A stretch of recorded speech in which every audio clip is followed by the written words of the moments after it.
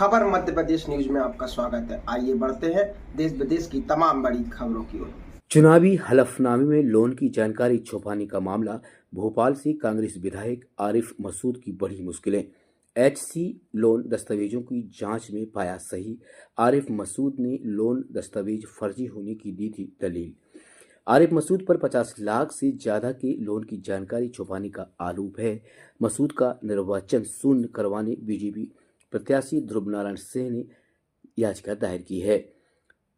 High court ने 3 जनवरी को तय की मामले पर अगली सुनवाई बताई है। इस प्रकरण की जो पृष्ठभूमि ये है कि आरिफ मसूद का जो चुनाव है उसको चुनौती दी गई है वहाँ के जो प्रत्याशी थे भाजपा के ध्रुव नारायण सिंह द्वारा। तो उस याचिका को निरस्त करने के लिए उन्होंने एक आवेदन लगाया था जो माननीय उच्च न्यायालय ने पूर्व में निरस्त कर दिया था, जिसके विरुद्ध वो लोग सुप्रीम कोर्ट गए। वहाँ जाकर उन्होंने गलत बयानी करी और ये कहा कि जिन दस्तावेजों के आधार पर कर्ज को छुपाने के तथ्य प्रस्तुत किए गए हैं वे फर्जी हैं, कूट रचित हैं। माननीय सर्वोच्च न्यायालय ने उस पूरे प्रकरण को नीचे वापस अग्रेषित भेज दिया था और कहा था कि आप इन तथ्यों का साक्ष्य लिखकर इनके बारे में जानकारी प्राप्त करें कि क्या वास्तव में कूट रचित दस्तावेज हैं अथवा नहीं।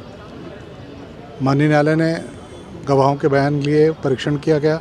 उसके बाद आज अंतिम तर्क के लिए नियत था।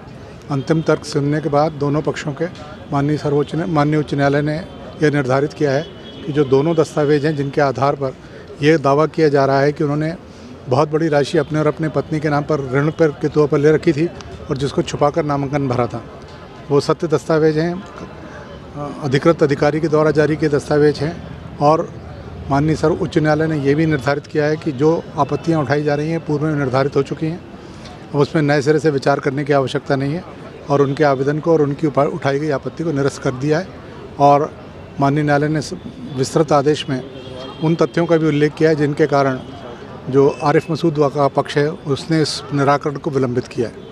बैंक मैनेजर से भी पूछताछ हुई थी? बैंक मैनेजर से पूछताछ हुई थी। बैंक मैनेजर ने प्रारंभ में तो असत्य कथन करने का प्रयास किया था, परंतु जब उनका माननीय न्यायालय द्वारा और हमारे द्वारा कूट परीक्षण किया गया तो उनको स्वीकार करना पड़ा कि दोनों दस्तावेज उनके द्वारा जारी किए गए हैं, इनमें जो जानकारी दी गई है वो सत्य है, बैंक के अभिलेखों के अनुरूप है और ये दस्तावेज उन्होंने वास्तविक वस्तुस्थिति सुनिश्चित करने के बाद जारी किए। इन सारी गवाही को ध्यान में रखते हुए उसका पाठन करने के बाद माननीय न्यायालय ने ये होल्ड कर दिया है कि ये जो दस्तावेज हैं वो उनके जो व्यापारिक उपक्रम है उसके अंतर्गत जारी किए गए, सक्षम व्यक्ति ने जारी किए गए हैं और रिकॉर्ड के अनुरूप हैं, तो उनको कतई भी कूट रचित नहीं माना जा सकता। तो सर इसमें क्या इनकी विधायकी खतरे में जा सकती है? विधायकी क्या अगर प्रकरण में अंतिम में ये तय पाया गया और ये निर्धारित होता है कि इनने जानबूझकर जो इनके खिलाफ बहुत बड़ी मात्रा में ऋण राशि और एनपी अकाउंट हैं इनके और इनकी पत्नी के नाम पर आरिफ मसूद साहब के, तो निश्चित तौर पर ये करप्ट प्रैक्टिस के दोषी ठहराए जाएंगे और तदनुसार फिर इनकी विधायकी जाएगी।